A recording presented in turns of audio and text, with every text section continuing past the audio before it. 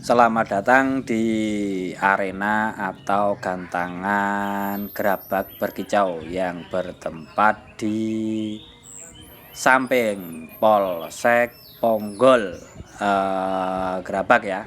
Nah, disinilah biasa kita teman-teman khususnya penggemar Anis Merah di Gerabak sekitarnya atau Magelang setiap hari Jumat sore sekitar jam 2 jam 3 sore aktivitas atau rutinitas kita biasa melatih atau ngecas trek Anis Merah secara barengan seperti ini.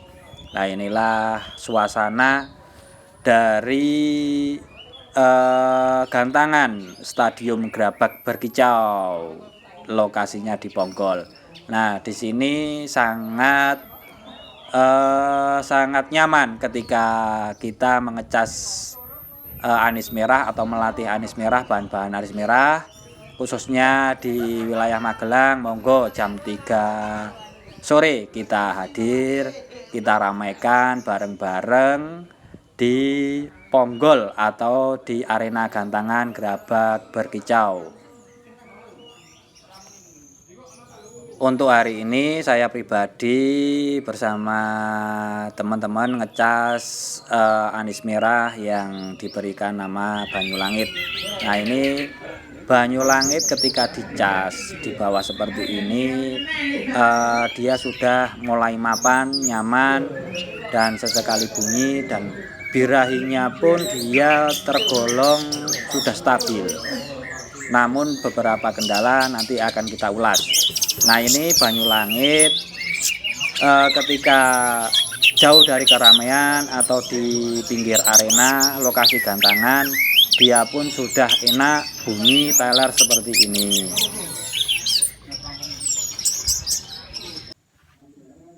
Salam sugeng rawuh di channel saya, channel Demang Suro, channel yang menginspirasi kita semua agar selalu giat dan semangat dalam merawat khususnya burung anis merah.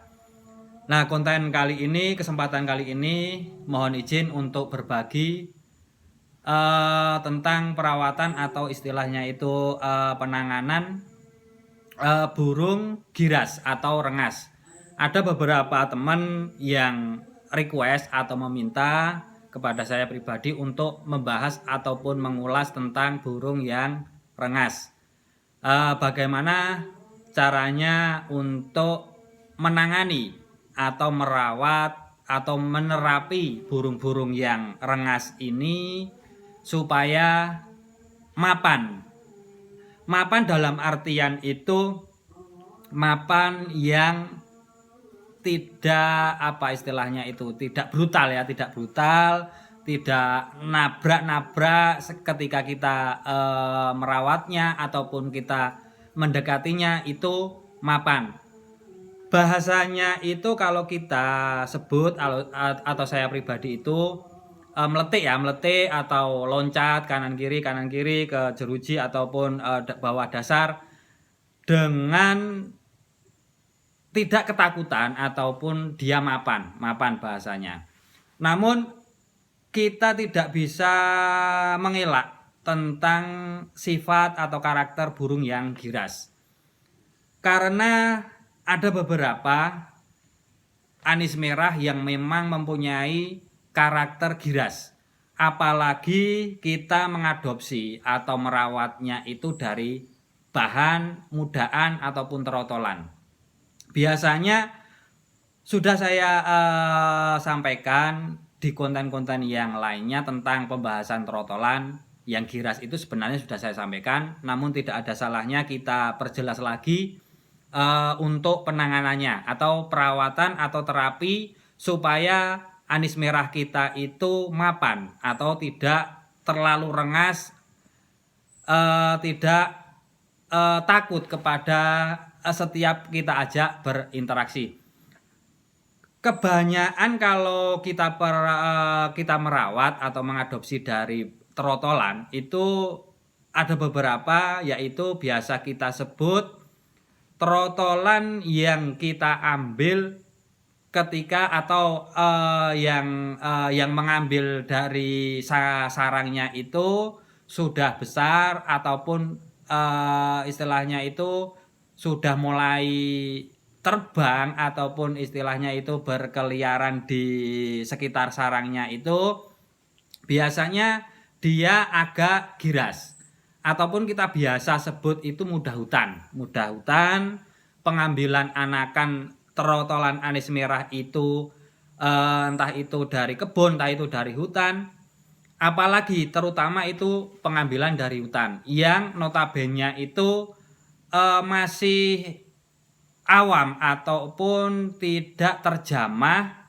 ataupun jarang terjamah oleh manusia, yaitu di hutan.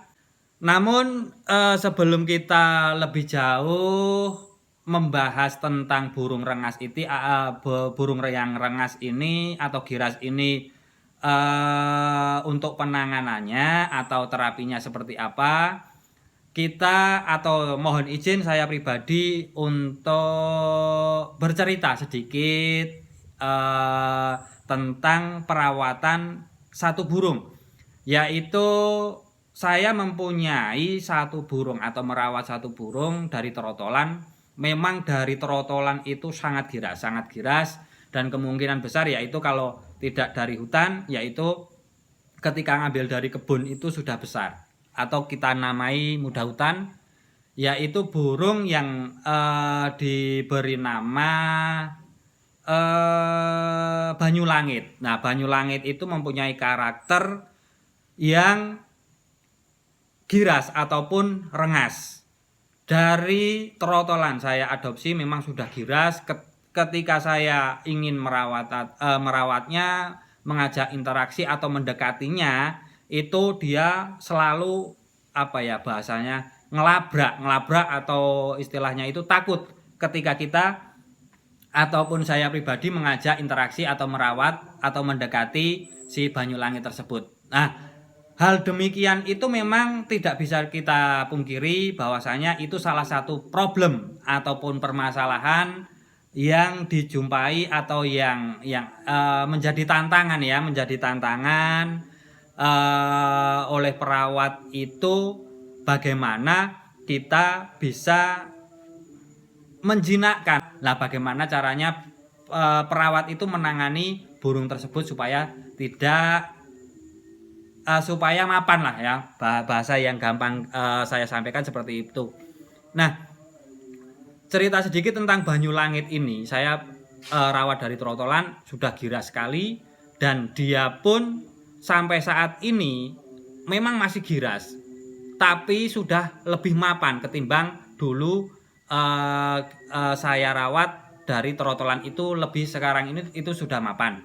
Kalau di rumah pun ketika saya ajak interaksi dia sudah mapan. Ya meletik wajar, tapi dia sudah mapan meletiknya, itu tidak takut ketika saya mengajak interaksi ataupun merawatnya, itu tidak takut. Cerita sedikit tentang Banyulangit ini, dia usia hampir ya sekitar dia trotolan tahun 2020 akhir, ya 2 tahunan. Terus ini setelah dia kondisi habis mabung, saya kondisikan dengan treatment yang biasa saya terapkan. Sampai saat ini dia sudah fit dan gacor. Di rumah pun sudah sering teler-teler. Dan saya rasa dia itu sudah cukup umurnya. Dan ketika saya sesekali saya gandeng di rumah pun dengan beberapa burung, dia sudah mapan. Artinya mapan ketika kita cas beberapa menit lalu kita gantung dengan burung-burung yang lain atau anis merah yang lain, dia selalu bunyi dan teler. Telernya itu tanpa digoda. Kalaupun saya mendekat, dia malah berhenti telernya itu, atau istilahnya itu jadi yaitu berhenti. Dia memang teler dengan sendirinya, istilahnya itu tarung dengan burung di samping-sampingnya seperti itu.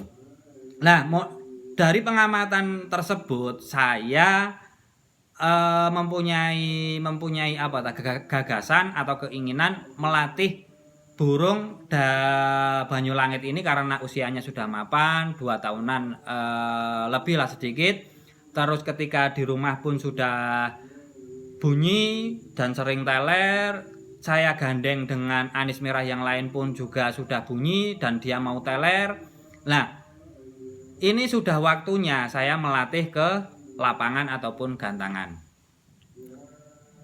Pertama kali saya latih ke gantangan itu tidak langsung saya ikutkan bahasanya lomba ya. Lomba itu enggak, hanya saya bawa terus saya bursa atau saya gantung sembari mengenalkan dia di lapangan. Nah, di sana dia itu bunyi dan dia walaupun masih asing dengan keramaian, tapi dia bunyi. Nah, dari sinilah saya menganalisa bahwasanya dia mempunyai mental bunyi di lapangan ataupun di luar lokasi ataupun di luar rumah. Nah, dari sini lalu 2 minggu berikutnya itu saya coba ikutkan di kontes atau perlombaan. Dia bunyi, tetap dia bunyi, waktu digantung itu dia bunyi teler, tapi saat dipantau atau ingin dinilai juri di bawahnya itu dia langsung kaku atau istilahnya itu dia masih nervous, grogi dari interaksi ke juri tersebut yang waktu itu menilai ataupun rotasi atau rolling, itulah bahasanya. Ketika di juri di bawahnya melihat si Banyulangit ini, dia berhenti bunyinya. Malah ketika juri itu kan biasa membawa istilahnya itu papan ada kertasnya, biasa juri merekap atau menilai anis merah. Lah itu ketika juri itu membawa rekapan tersebut itu atau bendera setar, itu mah Banyulangit ini ngelabrak atau istilahnya loncat karena takut atau nervous ketika dekati dengan juri ataupun dengan manusia lah. Problemnya seperti itu terus. Jadi ketika ada juri yang di bawahnya dia masih nervous, grogi, belum nyaman dengan didekati oleh juri tersebut. Nah, disinilah saya mempunyai gagasan atau wawasan bahwasanya balik lagi tentang burung rengas ataupun giras tadi. Nah, kalau saya pribadi diberikan pilihan yaitu tentang penjinakan ataupun istilah pengadaptasian atau merawat menangani burung dari bahan yang saya maksud itu dari trotolan. Ketika saya diberikan 2 pilihan, yaitu pilihan pertama bunyi terlebih dahulu ataupun dia mapan terlebih dahulu.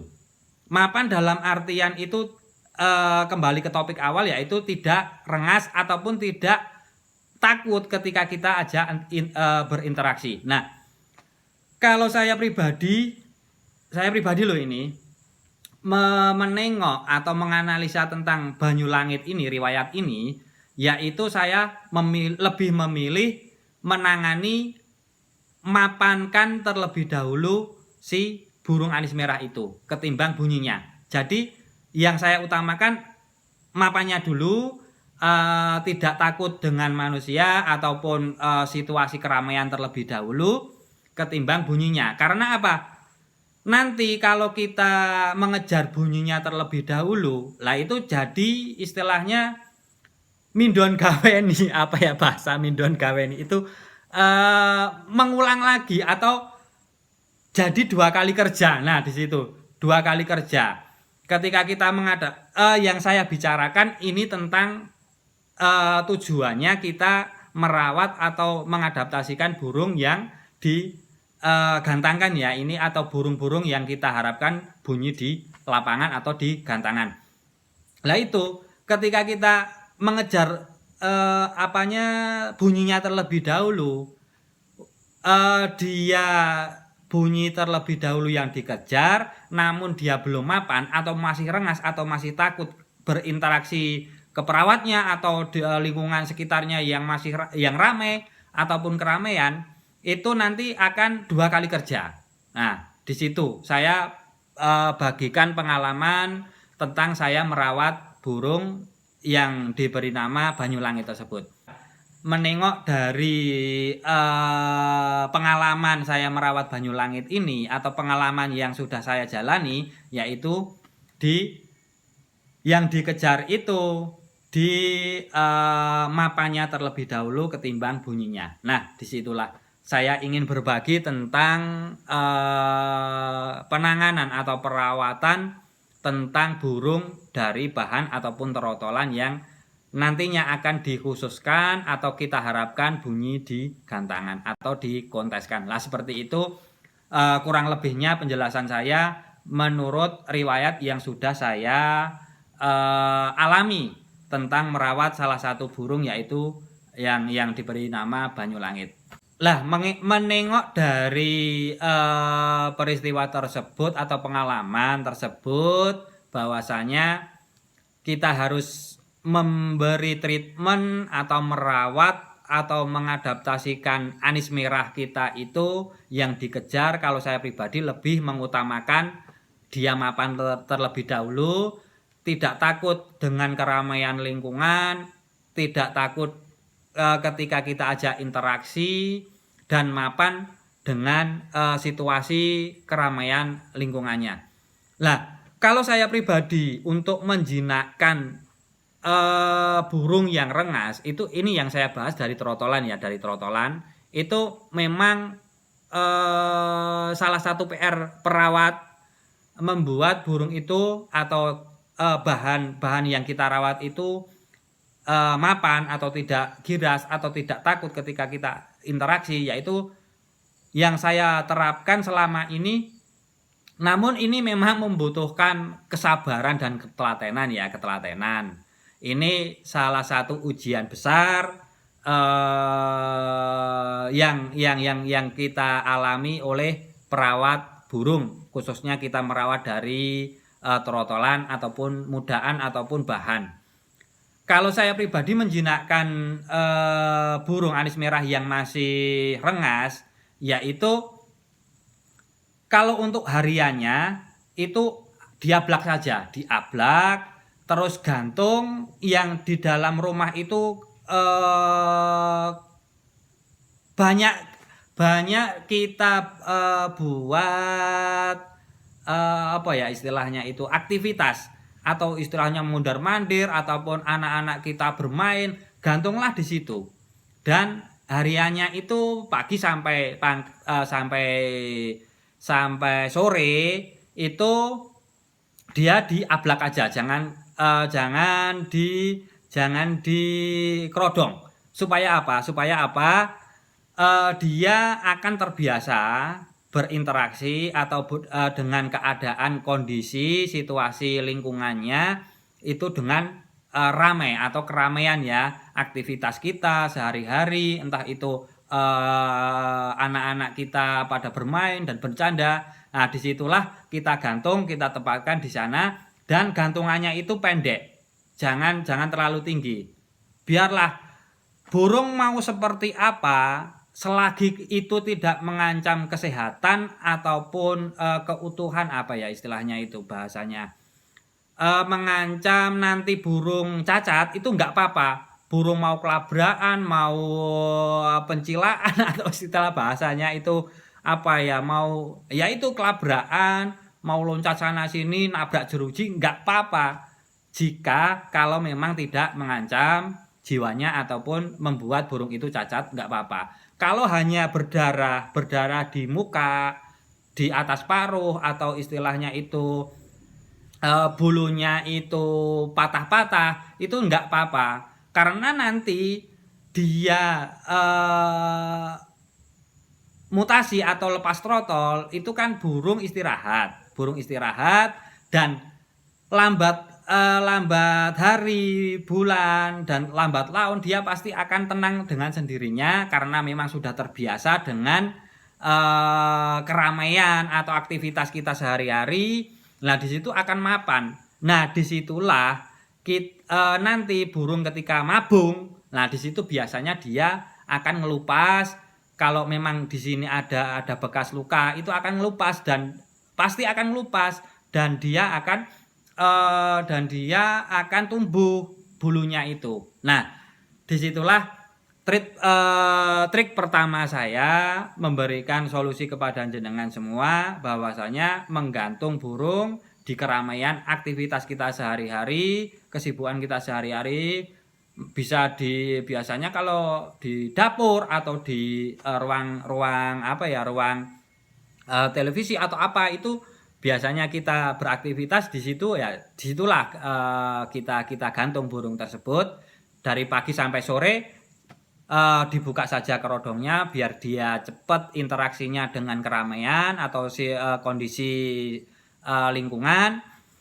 Lalu gantungnya itu lebih pendek saja, nggak apa-apa ya, sekitar ya jangan sampai ya di atas kepala kita lah. Kalau kita lewat biar dia biar nanti sangkarnya tidak kena kepala ya. Kalau kena kepala nanti kita bisa benjol lah di situ. Ini hanya sebatas bercanda ya. Nah, di situ terus kalau untuk sore harinya, nah kalau untuk di luar ruangan, kalau memang istilahnya rumah jenengan itu berada di pinggir jalan raya, ya udah digantung saja atau taruh di bawah saja, enggak apa-apa. Yang pasti ditungguin. Nanti takutnya ketika ditaruh di bawah di pinggir jalan yang ramai ada yang nyangking. Nah, disitulah. Nah, ini hanya sebatas guyon ya, tapi ini memang mengarahnya ke situ biar supaya burung itu jinak dan sering berinteraksi dengan keramaian atau situasi dengan kondisi yang ramai seperti itu.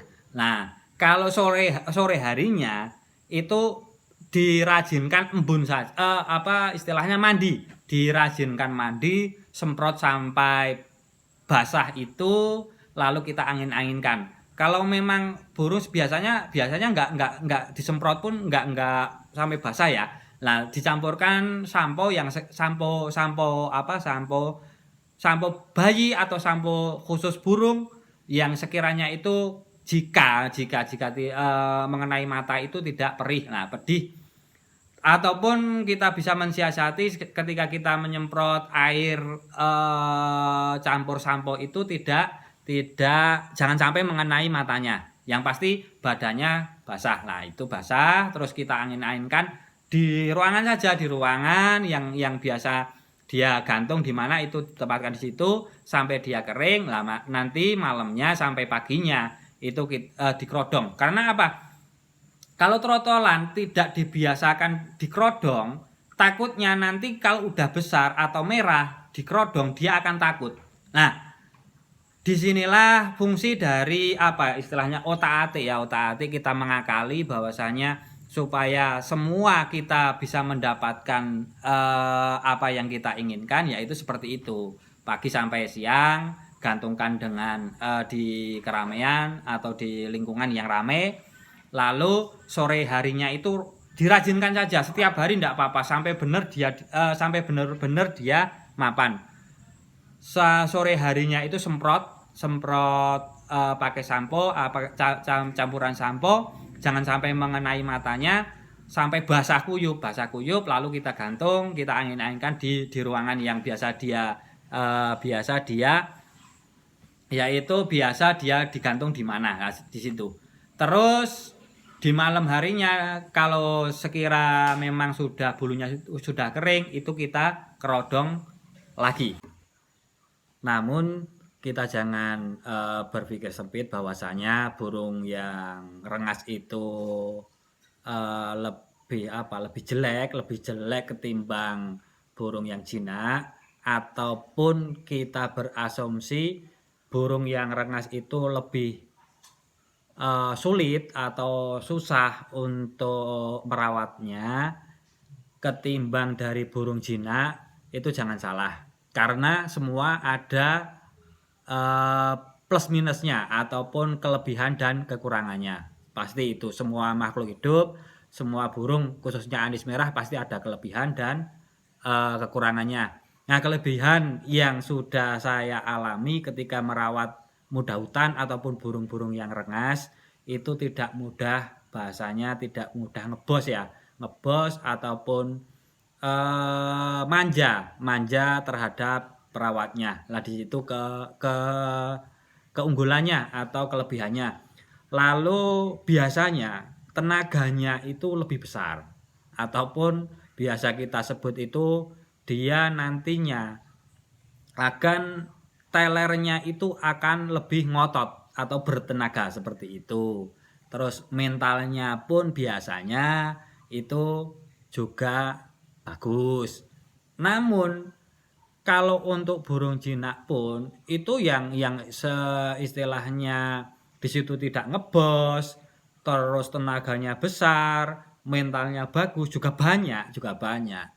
Nah, ini kan hanya sebatas referensi yang sudah saya alami ketika merawat burung dari trotolan. Nah, Anda sendiri yang menyimpulkan bahwasanya nantinya lebih condong, lebih senang merawat burung yang jinak ataupun rengas, itu tergantung dari pilihan Anda semua. Sekian, terima kasih, semoga bermanfaat. Salam untuk Anda semua dimanapun berada, sehat selalu dan sukses selalu. Terima kasih.